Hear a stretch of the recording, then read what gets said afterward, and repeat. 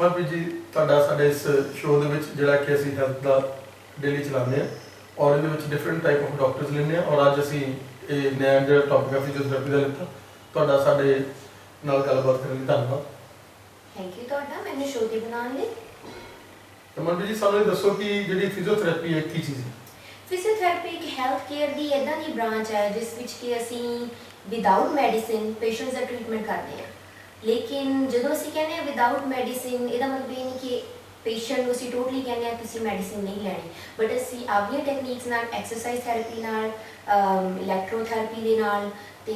ਹੋਰ ਨਿਊਰੋਲੋਜੀ ਤੇ ਆਰਥੋਪੈਡਿਕ ਨਾਲ ਰਿਲੇਟਿਡ ਟੈਕਨੀਕਸ ਨੇ ਜਿਹੜੀਆਂ ਕਿ ਐਵੀਡੈਂਸ ਬੇਸ ਨਾਲ ਡਿਵੈਲਪ ਕੀਤੀਆਂ ਨੇ, ਉਹਨਾਂ ਦੀ ਯੂਜ਼ ਕਰਕੇ ਅਸੀਂ ਪੇਸ਼ੈਂਟਸ ਦੀ ਡਿਫਰੈਂਟ ਡਿਜ਼ੀਜ਼ਸ ਦਾ ਟ੍ਰੀਟਮੈਂਟ ਕਰਦੇ ਹਾਂ। ਮਨਪ੍ਰੀਤ ਜੀ ਤੁਸੀਂ ਬੈਚਲਰ ਦੀ ਡਿਗਰੀ ਲੈਣ ਤੋਂ ਬਾਅਦ ਦੇ ਵਿੱਚ ਫਿਜ਼ੀਓਥੈਰੇਪੀ ਦੇ ਬਾਅਦ ਤੁਸੀਂ ਬਾਅਦ ਆ ਕੇ ਜਿਹੜੇ ਹੈਗੇ ਆ ਇਹਦੇ ਵਿੱਚ ਕੀ ਇਹਨੂੰ ਡਿਵੈਲਪ ਮਤਲਬ ਜਿਹੜੀ ਇਸ ਚੀਜ਼ ਨੂੰ ਐਕਸਟੈਂਸ਼ਨ ਕੀਤੀ? ਦੇਖੋ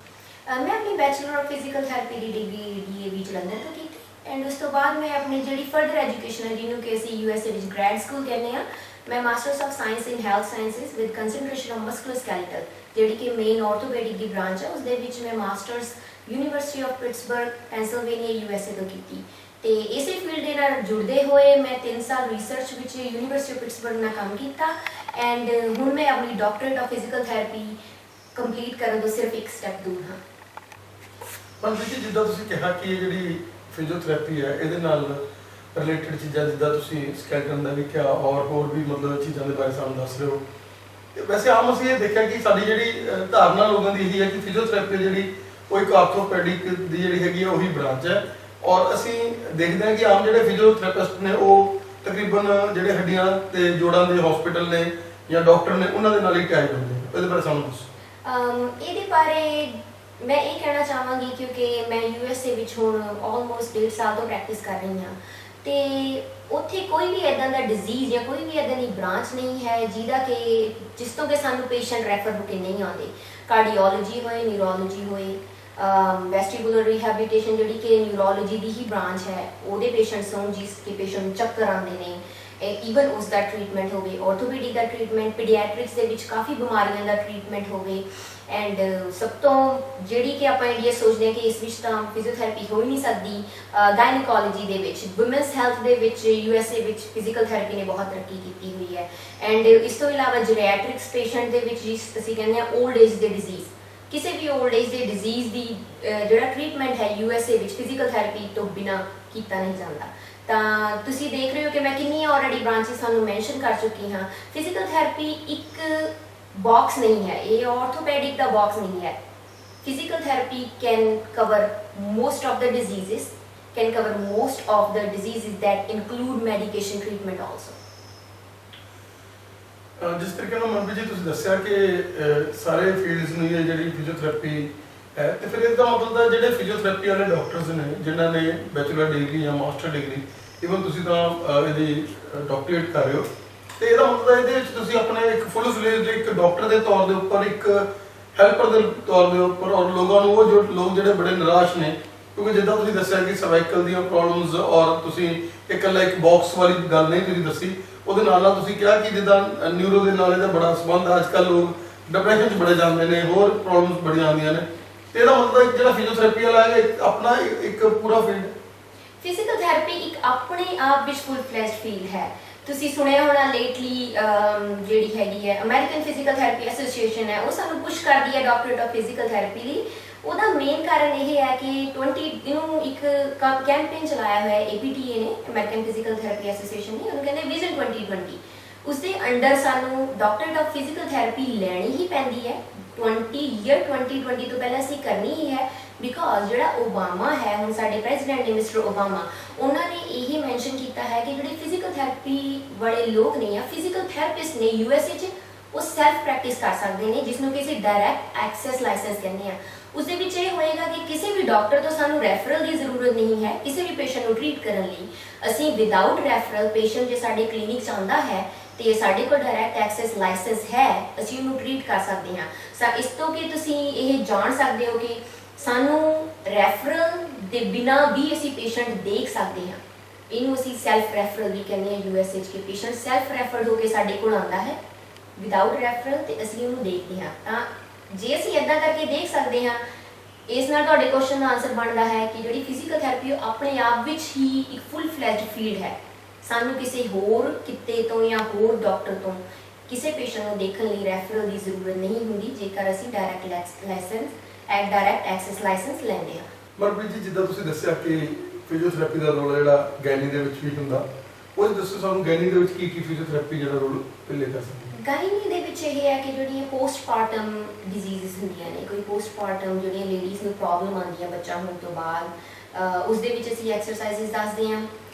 ਪੈਲਵਿਕ ਪੇਨ ਸਿੰਡਰੋਮ ਜਿਹੜੀ ਕਿ ਇੰਡੀਆ ਵਿੱਚ ਵੀ ਬਹੁਤ ਵੱਡੀ ਪ੍ਰੋਬਲਮ ਹੈ, ਕਿਉਂਕਿ ਇੱਥੇ ਵੀ ਮੈਂ ਐਟਲੀਸਟ 1 ਜਾਂ 2 ਪੇਸ਼ੈਂਟਸ ਦੇਖ ਚੁੱਕੀ ਹਾਂ ਜਿਨ੍ਹਾਂ ਨੂੰ ਕੋਈ ਪੈਲਵਿਕ ਪੇਨ ਪ੍ਰੋਬਲਮ ਹੈ। ਉਹਦੇ ਵਿੱਚ ਫਿਜ਼ੀਕਲ ਥੈਰੇਪੀ ਜਿਹੜੀ ਹੈ ਉਸ ਦੇ ਵਿੱਚ ਮਸਾਜ ਐਂਡ ਐਕਸਰਸਾਈਜ਼ਸ ਯੂਜ਼ ਕਰਕੇ ਵੀ ਉਹਨਾਂ ਦੀ ਪੇਨ ਦਾ ਟ੍ਰੀਟਮੈਂਟ ਕੀਤਾ ਜਾਂਦਾ ਹੈ। The reason I mention gynaecology is ਕਿਉਂਕਿ ਇੱਦਾਂ ਸੋਚਿਆ ਜਾਂਦਾ ਹੈ, ਇੱਥੇ ਵੀ ਨਹੀਂ ਹਾਲੇ ਅਮਰੀਕਾ ਵਿੱਚ ਵੀ ਕਾਫੀ ਲੋਕ ਇੱਦਾਂ ਸੋਚਦੇ ਨੇ ਕਿ ਗਾਇਨਿੰਗ ਦੇ ਪ੍ਰੋਬਲਮ ਦੇ ਵਿੱਚ ਸ਼ਾਇਦ ਫਿਜ਼ੀਕਲ ਥੈਰੇਪੀ ਦਾ ਰੋਲ ਨਹੀਂ ਹੋਗਾ। ਪਰ ਜਦੋਂ ਅਸੀਂ ਵਿਮਨਸ ਹੈਲਥ ਦੀ ਗੱਲ ਕਰਦੇ ਹਾਂ, ਓਨਲੀ ਗਾਇਨੋਕੋਲੋਜੀ ਹੀ ਨਹੀਂ, ਲਿੰਫਡੀਮਾ ਜੋ ਕਿ ਬ੍ਰੈਸਟ ਕੈਂਸਰ ਵਾਲੇ ਪੇਸ਼ੈਂਟਸ ਨੂੰ ਹੁੰਦਾ ਹੈ, ਬ੍ਰੈਸਟ ਦੀ ਰਿਮੂਵਲ ਤੋਂ ਬਾਅਦ ਜਦੋਂ ਕੈਂਸਰ ਦੇ ਵਿੱਚ ਉਹਨਾਂ ਦੀ ਬ੍ਰੈਸਟ ਰਿਮੂਵਲ ਕਰ ਦਿੱਤੀ ਜਾਂਦੀ ਹੈ, ਉਹਦੇ ਵਿੱਚ ਵੀ ਇਸ ਦਾ ਕਾਫੀ ਵੱਡਾ ਰੋਲ ਹੈ। ਵਿਮਨਸ ਹੈਲਥ ਇੱਕ ਵਰਡ ਨਹੀਂ ਹੈ, ਉਹ ਵਿਮਨਸ ਨਾਲ ਰਿਲੇਟਿਡ ਬਹੁਤ ਜ਼ਿਆਦਾ ਬਿਮਾਰੀਆਂ ਜਿਹੜੀਆਂ ਕਿ ਟੌਪ ਟੂ ਬਾਟਮ, ਕੋਈ ਟੈਂਸ਼ਨ ਹੈਡੇਕ ਹੋ ਗਿਆ, ਕਲਸਟਰ ਹੈਡੇਕ ਹੋ ਗਿਆ, ਜਿਹੜਾ ਕਿ ਯੂਜੂਅਲੀ ਵਿਮਨਸ ਦੇ ਵਿੱਚ ਪ੍ਰਸਿਸਟ ਕਰਦਾ ਹੈ, ਉਹ ਸਾਰੀਆਂ ਪ੍ਰੋਬਲਮਸ ਨੂੰ ਵੀ ਫਿਜ਼ੀਕਲ ਥੈਰੇਪੀ ਟ੍ਰੀਟ ਕਰਦੀ ਹੈ। ਤਾਂ ਤੁਸੀਂ ਦੱਸਿਆ ਕਿ ਬੱਚਿਆਂ ਦੇ ਵਿੱਚ ਵੀ ਜਿਹੜਾ ਹੈਗਾ ਇਹਦਾ ਬਹੁਤ ਵੱਡਾ ਰੋਲ ਹੈਗਾ ਫਿਜ਼ੀਓਥੈਰੇਪੀ ਦਾ, ਉਹ ਸਾਨੂੰ ਦੱਸੋ ਕਿ ਕਿੱਦਾਂ? ਬੱਚਿਆਂ ਦੇ ਵਿੱਚ ਇੱਦਾਂ ਹੁੰਦਾ ਹੈ ਕਿ ਜਿਹੜੀਆਂ ਪ੍ਰੋਬਲਮਸ ਨੇ, ਛੋਟੇ ਬੱਚਿਆਂ ਨੂੰ ਸਰੀਬਰਲ ਪਾਲਸੀ ਹੋ ਗਈ, ਮਾਇਓਪੈਥੀਸ ਹੋ ਗਈਆਂ, ਮਸਕੂਲਰ ਡਿਫੈਕਟਸ ਹੋ ਗਏ, ਲੈਗ ਲੈਂਥ ਡਿਸਕ੍ਰਿਪੈਂਸੀ ਹੋ ਗਈ, ਕੋਈ ਉਹਨਾਂ ਨੂੰ CTE ਵੀ ਹੋ ਗਿਆ ਜਿਹਨੂੰ ਕਿ ਕਹਿੰਦੇ ਨੇ, ਜਿਸ ਵਿੱਚ ਕਿ ਪੇਸ਼ੈਂਟਸ ਦੇ ਪੈਰ ਜਿਹੜੇ ਨੇ ਉਹ ਇੰਟਰਨਲੀ ਇਨਵਰਟਿਡ ਹੁੰਦੇ ਨੇਗੇ, ਪੇਸ਼ੈਂਟ ਅੱਛੀ ਤਰ੍ਹਾਂ ਚੱਲ ਨਹੀਂ ਪਾਉਂਦੇ। ਪੋਲੀਓ ਦੀ ਬਿਮਾਰੀ ਹੋ ਗਈ ਜੋ ਕਿ ਹੁਣ ਇੰਡੀਆ ਵਿੱਚ ਹੈ, ਹਾਲੇ ਹੁਣੇ ਰੈਡੀਕੇਟ ਕੀਤੀ ਹੈ ਇੰਡੀਆ ਨੇ, ਪਰ ਜਿਹੜੇ ਕਿ ਪੁਰਾਣੇ ਪੇਸ਼ੈਂਟਸ ਨੇ ਪੋਲੀਓ ਦੇ, ਜਿਨ੍ਹਾਂ ਦੀਆਂ ਲੈਗਸ ਦੇ ਵਿੱਚ ਜਾਂ ਫੀਟ ਦੇ ਵਿੱਚ ਜਾਂ ਨੀਜ਼ ਦੇ ਵਿੱਚ ਜਿਹੜੀਆਂ ਪ੍ਰੋਬਲਮਸ ਨੇ, ਉਹਨਾਂ ਦੇ ਵਿੱਚ ਫਿਜ਼ੀਕਲ ਥੈਰੇਪੀ ਦਾ ਬਹੁਤ ਵੱਡਾ ਰੋਲ ਹੈ। ਕਈ ਬਹੁਤ ਹੀ ਰੇਅਰ ਕੇਸਿਸ ਨੇ, ਜਿੱਦਾਂ ਕਿ ਹਾਈਡਰੋਸੈਫਲਸ ਹੋ ਜਾਂਦਾ ਕਈ ਵਾਰ ਬੱਚਿਆਂ 'ਚ, ਮੈਨੇਜਾਈਟਿਸ ਹੋ ਜਾਂਦਾ, ਬ੍ਰੇਕੀਸੀਫੈਲੀ ਹੋ ਜਾਂਦੀ ਹੈ ਜਿਸ ਕਿ ਜਿਹੜਾ ਬੱਚੇ ਦਾ ਹੈਡ ਹੈ ਉਹ ਵਿਦਆਊਟ ਕੰਟਰੋਲ ਇਨਲਾਰਜ ਹੋਣ ਲੱਗ ਜਾਂਦਾ ਹੈ। ਉਹਨਾਂ ਸਾਰੀਆਂ ਬਿਮਾਰੀਜ਼ ਦੇ ਵਿੱਚ ਜਦੋਂ ਪੇਸ਼ੈਂਟਸ ਦਾ ਬ੍ਰੇਨ ਨਾਲ ਕਨੈਕਸ਼ਨ ਹੁੰਦਾ ਪਰ ਇਫੈਕਟ ਮਸਲਸ ਤੇ ਜਾਂ ਉਹਨਾਂ ਦੀ ਜਿਹੜੀ ਹੈ ਗਰੋਥ ਤੇ ਹੋ ਰਿਹਾ, ਜਾਂ ਫਿਰ ਆਸਟੀਓਜੈਨੇਸਿਸ ਇਮਪਰਫੈਕਟਾ ਇੱਕ ਹੋਰ ਬਿਮਾਰੀ ਹੈ ਜਿਹੜੀ ਕਿ ਬੋਨਸ ਨਾਲ ਰਿਲੇਟਿਡ ਹੈ, ਬੱਚਿਆਂ ਨੂੰ ਹੁੰਦੀ ਹੈ। ਇਹਨਾਂ ਸਾਰਿਆਂ ਦੇ ਵਿੱਚ ਫਿਜ਼ੀਕਲ ਥੈਰੇਪੀ ਦਾ ਬਹੁਤ ਜ਼ਿਆਦਾ ਰੋਲ ਹੈ, ਕਿਉਂਕਿ ਮਸਲ ਸਟਰੈਂਥਨਿੰਗ ਦੇ ਲਈ, ਉਹਨਾਂ ਦੀ ਰੇਂਜ ਆਫ ਮੋਸ਼ਨ ਵਧਾਉਣ ਦੇ ਲਈ, ਮਸਲ ਦੀ ਸਟ੍ਰੈਚਿੰਗ ਦੇ ਵਿੱਚ ਬਹੁਤ ਜ਼ਿਆਦਾ ਕਾਫੀ ਰੋਲ ਹੈ। ਉਹਨਾਂ ਨੂੰ ਆਰਥੋਟਿਕਸ ਤੇ ਪ੍ਰੋਸਥੈਟਿਕ ਕਿੱਦਾਂ ਦੇ ਦੇਣੇ ਨੇ, ਕਿਹੜੇ ਉਹਨਾਂ ਲਈ ਕੰਫਰਟੇਬਲ ਹੋਣ, ਉਹਨਾਂ ਦੀ ਟੈਸਟਿੰਗ, ਇਹ ਸਾਰੀਆਂ ਫਿਜ਼ੀਕਲ ਥੈਰੇਪੀ ਦੀਆਂ ਹੀ ਜਾਂ ਫਿਜ਼ੀਕਲ ਥੈਰੇਪਿਸਟ ਦੀਆਂ ਕਹਿ ਲਓ ਜੌਬ ਡਿਊਟੀਜ਼ ਨੇ। ਮਨਪ੍ਰੀਤ ਜੀ, ਜਿੱਦਾਂ ਹੁਣ ਸਾਡੇ ਜਿਹੜੇ ਵੀ ਦਰਸ਼ਕ ਦੇਖ ਰਹੇ ਜਾਂ ਹਸਪੀਟਲ ਵਾਲੇ ਵੀਰ ਸਾਡੇ ਇਸ ਪ੍ਰੋਗਰਾਮ ਨੂੰ ਜਾਂ ਸਾਡੇ ਪੇਸ਼ੈਂਟ ਵੀਰ ਦੇਖ ਰਹੇ, ਅਗਰ ਤੁਹਾਡੇ ਤੋਂ ਕੋਈ ਸਲਾਹ ਮਸ਼ਵਰਾ ਲੈਣਾ ਚਾਹਣ ਤੇ ਕੀ ਤੁਸੀਂ ਉਹਨਾਂ ਨੂੰ ਮਤਲਬ ਕੀ ਕੰਸਲਟੇਸ਼ਨ ਦੇ ਸਕਦੇ ਹੋ? ਮੈਂ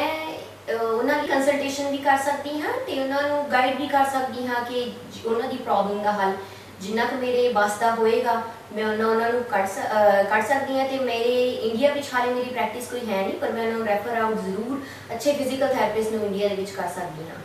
ਮਨਪ੍ਰੀਤ ਜੀ, ਜਾਂਦੇ ਜਾਂਦੇ ਸਾਨੂੰ ਇੱਕ ਹੋਰ ਸਵਾਲ ਦੱਸੋ ਕਿ ਤੁਸੀਂ ਕਾਫੀ ਪਿਛਲੇ 6-7 ਸਾਲ ਤੋਂ ਜਿਹੜਾ ਫੋਰਨ ਵਿੱਚ ਰਹਿ ਰਹੇ ਹੋ ਔਰ ਇੰਡੀਆ ਦੇ ਜਿਹੜੇ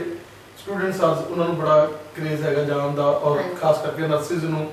ਬਾਹਰ ਜਾਣ ਦਾ ਬੜਾ ਕਰੇਜ਼ ਹੈ। ਤੁਸੀਂ ਹੁਣ ਆਪਣੇ ਲਾਈਫ ਦੇ ਐਕਸਪੀਰੀਅੰਸ ਸਾਡੇ ਨਾਲ ਸ਼ੇਅਰ ਕਰੋ ਕਿ ਕਿੱਦਾਂ ਤੁਸੀਂ 7 ਸਾਲ ਹੋ ਗਏ ਉੱਥੇ ਗਏ ਹੋ ਔਰ ਕੀ ਤੁਸੀਂ ਉੱਥੇ ਦੇਖਦੇ ਹੋ ਵਾਚ ਕਰ। ਮੈਂ ਇੰਨਾ ਹੀ ਕਹਿਣਾ ਚਾਹਾਂਗੀ ਕਿ ਮੈਨੂੰ ਇਹ ਬਹੁਤ ਅੱਛੀ ਤਰ੍ਹਾਂ ਮੈਂ ਇਸ ਗੱਲ ਤੋਂ ਭਲੀ ਭਾਂਤੀ ਜਾਣੂ ਹਾਂ ਕਿ ਪੰਜਾਬ ਦੇ ਵਿੱਚ ਲੋਕ ਜਿਹੜੇ ਨੇ ਬਾਹਰ ਜਾਣ ਲਈ ਸਟੂਡੈਂਟਸ ਬਹੁਤ ਕਰੇਜ਼ੀ ਨੇ, ਪਰ ਮੈਂ ਉਹਨਾਂ ਨੂੰ ਕਹੂੰਗੀ ਕਿ ਜੇ ਤੁਹਾਡੇ ਕੋਲ ਐਜੂਕੇਸ਼ਨ ਦਾ ਬੇਸ ਹੈ,